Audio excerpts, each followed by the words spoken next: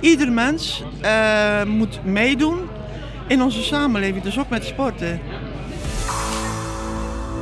Stichting Finland Circuit organiseert vandaag voor de 22e keer de Special Day in Axel. Deelnemers met een beperking mogen een rondje meerijden over het motorcrosscircuit in een zijspan, buggy of jeep.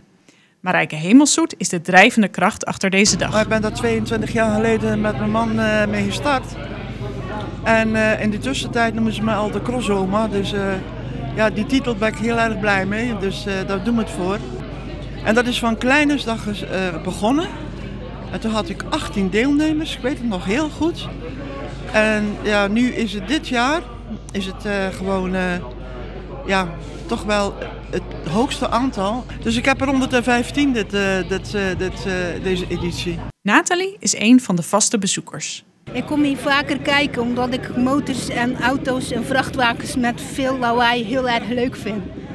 Dus je bent hier niet bang van al die herrie? Nee, En waar ga je zo in rijden, weet je dat? in een zijspan. En gaat dat hard? Het ligt er een beetje aan wat je zelf wil. Mag je zelf je eigen tempo aangeven. En in het begin is het even zacht en straks ga ik misschien wel harder. Michael reisde speciaal voor deze dag vanuit België naar Axel. En jij bent hier voor de eerste keer, toch?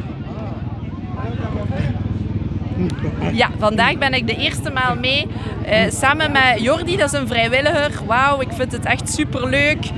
Het ging heel snel door de bochten, echt zo plezant. Echt, ik wil altijd mee. Ik ben al verschillende keren geweest, ik was niet bang, ik vind het superleuk.